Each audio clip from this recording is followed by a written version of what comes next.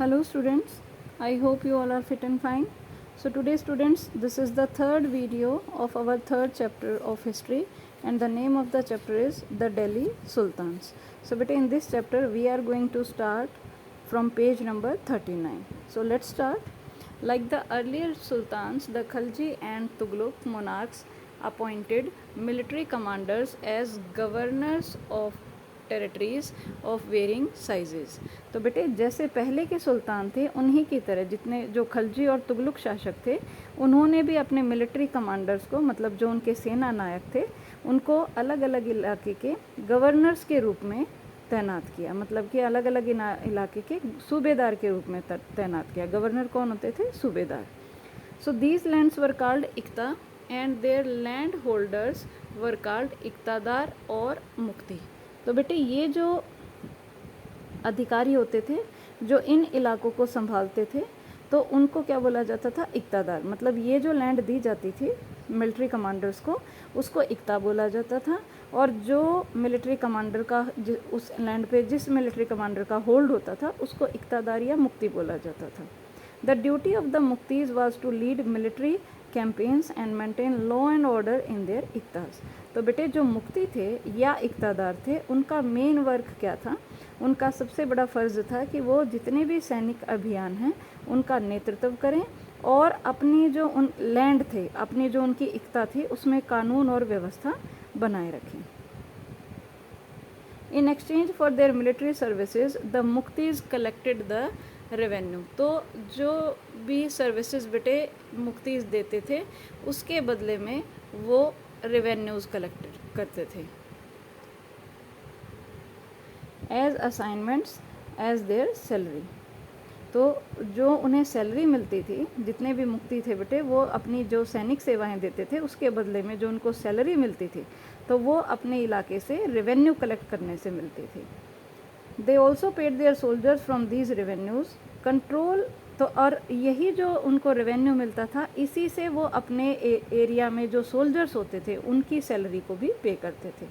तो जो military commanders थे बेटे उनको लैंड दे दी जाती थी, लैंड को इक्ता बोला जाता था और इसी वजह से जो मिलिट्री कमांडर्स थे उनको मुक्ति या इक्तादार बोला जाता था। तो जो इक्ता होती थी वहाँ से रेवेन्यू कलेक्ट किया जाता था और इसी रेवेन्यू में से जो मिलिट्री कमांडर थे उसकी भी सैलरी आती थी और उसके अंडर जितने भी सोल्जर्स थे उनकी भी सैलरी वहीं से कलेक्ट की जाती थी। कंट्रोल ओवर मुक्तीज was most effective if their office was not inheritable and if they were assigned इक्ताज for a short period of time before being shifted. तो यहाँ पे बेटे क्या किया गया था, ये जो सैनिक सेवाएं दी जाती थी तो नॉर्मली जो रेवेन्यू कलेक्ट किया जाता था तो जो मुक्ति उनसे उनकी सैलरी आती थी। तो जो मुक्ति थे बेटे उन पर काबू रखने के लिए एक सबसे इम्पॉर्टेंट तरीका जो यूज़ किया जाता था वो क्या था कि उनकी जो पोस्ट थी वो हेरिडिटरी नहीं थी। मतलब कि जैसे पहले कोई मिलिट्री कमांडर हैं फिर उनके बेटे उनकी जगह मिलिट्री कमांडर बन गए, तो ऐसे ये पोस्ट हेरिडिटरी नहीं थी। अगर ऐसे होता तो फिर चीटिंग होने की संभावना थी और ऐसे ही उनको किसी भी पर्टिकुलर लैंड को सिर्फ थोड़े ही समय के लिए उनको दिया जाता था, उसके बाद उनको शिफ्ट कर दिया जाता था। दे वर असाइंड इक्ताज for a short period of time before being shifted. तो यहाँ पे बेटे सेम यही बताया है कि उनको शिफ्ट करने से पहले थोड़े टाइम पीरियड के लिए ही इक्ताज को दिया जाता था और फिर उनको वहाँ से शिफ्ट कर दिया जाता था।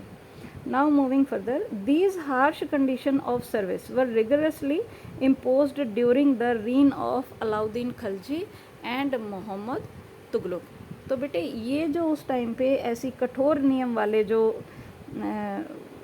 पॉलिसीज़ यूज़ की गई थी या उस टाइम से बहुत ही सख्ती से ऐसे कठोर कंडीशंस को यूज़ किया गया था, ये किसके शासनकाल में यूज़ किया गया था? अलाउद्दीन खलजी और मोहम्मद तुगलक के रूलिंग पीरियड में।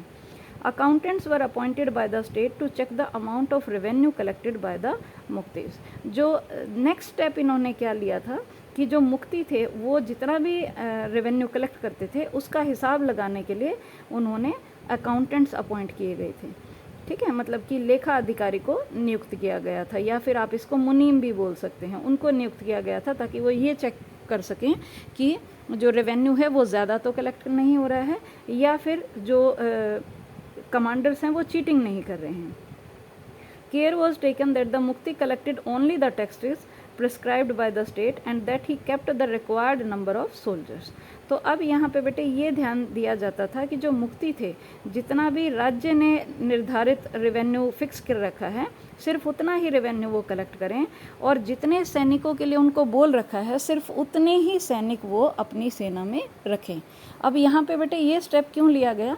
अगर वो ज़्यादा रेवेन्यू कलेक्ट करते और ज़्यादा से ज़्यादा सोल्जर्स को वो अपने पास रखते तो उससे वो एक नई फोर्स तैयार कर सकते थे जो कि शायद राजा के खिलाफ भी खड़ी हो सकती थी। तो इस वजह से जो अलाउद्दीन खिलजी और मोहम्मद तुगलक थे उन्होंने ये स्टेप लिए थे। So now moving to the second paragraph, as the Delhi Sultans brought the hinterland of the cities under their control, they forced the landed chieftains, the Samanta aristocrats and rich landlords to accept their authority. तो बेटे जैसे जैसे दिल्ली के जो सुल्तान थे वो शहरों से दूर ये हिंटरलैंड का जो एरिया था, मतलब भीतरी प्रदेश का जो एरिया था, उन एरियाज़ को जहाँ से गुड्स की सर्विसेज दी जाती थी या बाकी सर्विसेज लोगों को दी जाती थी, तो उस पर्टिकुलर एरिया को भी उन्होंने अपने अधिकार में ले लिया। और वहाँ पे जितने भी सामंताज थे, रईस सामंताज थे, या फिर जितने भी ज़मींदार थे, मुखिया थे, उन सभी को उन्होंने अपनी सत्ता के आगे झुकने के लिए मजबूर कर दिया। Under Alauddin Khilji, the state bought the assessment and collection of land revenue under its own control. तो बेटे अलाउद्दीन खिलजी के शासनकाल में जितना भी जो लैंड रेवेन्यू कलेक्ट किया जाता था उसको अपने कंट्रोल में ले लिया गया। तो उसका जितना भी वसूली करने का जो काम था वो राज्य ने अपने नियंत्रण में ले लिया। The rights of local chieftains to levy taxes were cancelled and they were also forced to pay taxes. तो अब बेटे जितने भी मुखिया थे उनका काम पहले था सिर्फ टैक्स को कलेक्ट करना, लेकिन अब उनको भी टैक्स पे करने के लिए बोल दिया गया था, अब उन्हें भी टैक्स पे करना होता था। The sultans administrators measured the land and kept careful accounts. तो अब बेटे जो सुल्तान थे, जैसे अलाउद्दीन खिलजी या मोहम्मद तुगलक, ये जो सुल्तान थे इनके जो बहुत अच्छे एडमिनिस्ट्रेटर्स थे, उन्होंने ज़मीन की पैमाइश करनी शुरू कर दी और इसका हिसाब बड़ी ही सावधानी से रखा गया। And some of the old chieftains and landlords served the सल्तनत as revenue collectors and assessors. तो अब क्या था बेटे, कुछ उनके जो पुराने सामंत या ज़मींदार थे उन्होंने रेवेन्यू को कलेक्ट करने में, रेवेन्यू कलेक्ट करने के अधिकारी के रूप में सल्तनत की नौकरी वो करने लगे। मतलब कुछ तो उसको निर्धारित करते थे कि कितना रेवेन्यू लिया जाए और कुछ उसको कलेक्ट करते थे। तो ये दोनों ही वर्क किसके द्वारा किए जा रहे थे? जो कि पुराने मुखिया और लैंडलॉर्ड्स थे। There were 3 type of taxes. ये थोड़ा इंपॉर्टेंट है बेटे, 3 तरह के टैक्सेस थे। First tax was on cultivation, जिसको कि खरज बोला गया है। मतलब ये जो पहला टैक्स था बेटे ये कृषि पर था, खेतीबाड़ी पर, जिसे खराज बोला जाता था। जो जितने भी किसान की उपज होती थी उसका 50% उनको देना होता था।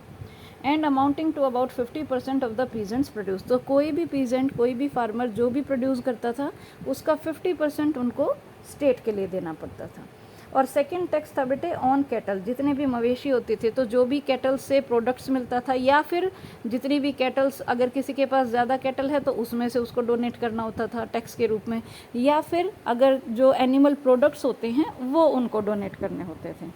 और थर्ड टैक्स है बेटे ऑन हाउसेज। मतलब जो घर उस टाइम पे बनाए जाते थे उन पर भी टैक्स लगाया जाता था। तो ये इस 3 तरह के टैक्सेस जो थे वो अलाउद्दीन खिलजी के टाइम पर शुरू किए गए थे। It is important to remember that large parts of the subcontinent remained outside the control of the Delhi Sultan. It was difficult to control distant provinces like Bengal from Delhi, and soon after annexing southern India, the entire region became independent. तो बेटे यहाँ पे हमें ये बात याद रखनी बहुत ज़रूरी है कि ये जो हमारा सब कॉन्टिनेंट था इसका बहुत बड़ा हिस्सा दिल्ली के जो सुल्तान थे उनके अधिकार से बाहर था।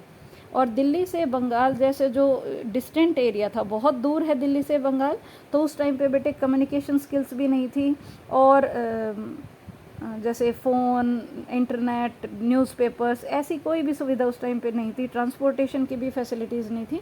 तो इस वजह से दिल्ली से बंगाल को कॉन्क्वायर करना या बंगाल पर ध्यान रखना काफ़ी मुश्किल था। कोई भी वहाँ पर अटैक कर सकता था, तो जब तक दिल्ली से फोर्सेस जाती तब तक तो उस पर अटैक हो सकता था। तो इस वजह से वहाँ से बंगाल को कॉन्क्वायर करना या कंट्रोल करना काफ़ी मुश्किल था। और ऐसे ही जल्द ही जो दक्षिण भारत की विजय थी उसके तुरंत बाद ही पूरा एरिया जो था वो दोबारा से स्वतंत्र हो गया था। मतलब कि धीरे धीरे सदर्न इंडिया को भी पर भी उन्होंने अपना कंट्रोल खो दिया था। So even in the Gangetic plain there were forested areas that सल्तनत फोर्सेस कुड नॉट पेनिट्रेट। तो बेटे उस टाइम पे जो गंगटिक प्लेन्स थे, मतलब कि जहाँ पर गंगा के मैदानी इलाके होते हैं वहाँ पर भी घने जंगल थे। तो ऐसे एरिया में भी जो सुल्तान थे उनकी सेनाएं अपना कंट्रोल बनाने में असक्षम थी। Local chieftains establish their rule in this regions. तो इन रीजन्स में क्या था बेटे, जो साधारण मुखिया थे या उस पर्टिकुलर एरिया के जो स्थानीय सरदार थे उन्होंने इन पर्टिकुलर एरियाज़ में अपना शासन जमा रखा था। जैसे कि जो गंगा के मैदानी इलाके थे वहाँ पर जो जंगल वाला जो एरिया था वहाँ पर जो मुखिया होते थे उन्होंने अपना कंट्रोल बना रखा था। और वो काफ़ी डेंस फॉरेस्ट थे, बहुत घने जंगल थे। तो इस वजह से जो सल्तनत के सोल्जर्स थे वो वहाँ पर अटैक इजीली नहीं कर पाते थे और उस एरिया को अपने कंट्रोल में नहीं ले पाते थे। Sometimes rulers like Alauddin Khalji and Mohammad Tughlaq could force their control in these areas but only for a short duration. कई बार ऐसा भी हुआ है बेटे कि अलाउद्दीन खलजी और मोहम्मद तुगलक इन इलाकों पर जोर जबरदस्ती करके अपना अधिकार जमा तो लेते थे, लेकिन उनका जो अधिकार था वो थोड़े ही समय तक वहाँ पर रह पाता था। नेक्स्ट टॉपिक है बेटे, यहाँ पे एक येलो कलर का पैराग्राफ दे रखा है जिसमें बता रखा है चीफ्टेन्स एंड देयर फोर्टिफिकेशन। मतलब कि उस टाइम पे जो सरदार होते थे और वो किस तरह से अपनी किलेबंदी करते थे। तो यहाँ पे बेटे अफ्रीकी देश से आए हुए, मोरक्को से आए हुए 14th सेंचुरी में भारत आए हुए एक ट्रैवलर का नाम था इब्न बटूता, जिन्होंने ये बतलाया था कि उस टाइम पे जो सरदार होते थे कभी कभी वो ऊबड़ खाबड़ इलाकों में, पहाड़ी इलाकों में भी किले बना कर रहते थे, कभी कभी बांस के झुरमुट में भी वो किले बना अपने आप को सुरक्षित रखते थे। और जो बांस होते थे बेटे, वो भारत का जो बांस होता था वो काफ़ी बड़ा होता था, तो इस वजह से उनमें छुपना काफ़ी आसान होता था। ऐसे ही अलग अलग हिस्से में वो जो बांस के एरियाज़ थे वो इस तरह से गुथे होते थे कि उन पर आग का भी असर नहीं होता था, बहुत मजबूत होते थे। तो जो सरदार होते थे वो इन्हीं जंगलों में रहते थे और ऐसे दीवार के जो घेरे होते थे उनके घेरे के अंडर वो अपने मवेशी और फसल को रखते थे। तो ऐसे ही पानी भी वहीं पे अवेलेबल होता था जो कि बारिश से वो कलेक्ट करते थे। तो ऐसे वो उन्होंने अपनी बहुत ही पावरफुल सेनाएं वहाँ पर बना रखी थी उस पर्टिकुलर एरिया के under. Now the next topic is the Mongols under Changez Khan. The Mongols under Changez Khan invaded Transoxiana in northeast Iran in 1219 and the Delhi Sultanate faced their onslaught soon after। तो अब क्या हुआ बेटे, चंगेज़ खान के नेतृत्व में जो मंगोल थे उन्होंने 1219 में जो उत्तर पूर्वी ईरान में ट्रांसोसियाना नाम की जो प्लेस है जिसको आज के टाइम पे उज़्बेकिस्तान बोला जाता है, वहाँ पर हमला किया। और इसके बाद धीरे धीरे जो दिल्ली सल्तनत थी उन पर भी धावा बोलना शुरू कर दिया। Mongol attacks on the Delhi Sultanate increased during the reign of Alauddin Khilji and in the early years of Muhammad Tughlaq rule। तो बेटे ये जो मंगोलियन अटैक थे ये सबसे ज़्यादा कब शुरू हुए थे, अलाउद्दीन खिलजी के और मोहम्मद तुगलक के शासनकाल में ये स्टार्ट हुए थे, जो कि लंबे समय तक चलते रहे। This forced the two rulers to mobilize a large standing army in Delhi, which posed a huge administrative challenge। तो अब क्या हुआ बेटे, इन अटैक्स से बचने के लिए, ये जो मंगोलियन अटैक हो रहा था इससे बचने के लिए दोनों ही सुल्तानों ने एक बहुत ही विशाल स्थानीय सेना खड़ी करनी पड़ी। और इस विशाल सेना को संभालने का जो एडमिनिस्ट्रेशन था वो बहुत ही चुनौती भरा था, क्योंकि जैसे बेटे हमारी फैमिली में मेंबर्स बढ़ जाते हैं तो उससे क्या होता है कि हमारी ज़रूरतें बढ़ जाती हैं, जो कंजप्शन है वो बढ़ जाती है, ठीक है, किसी भी चीज़ को कंज्यूम करने की जो अमाउंट है वो बढ़ जाती है।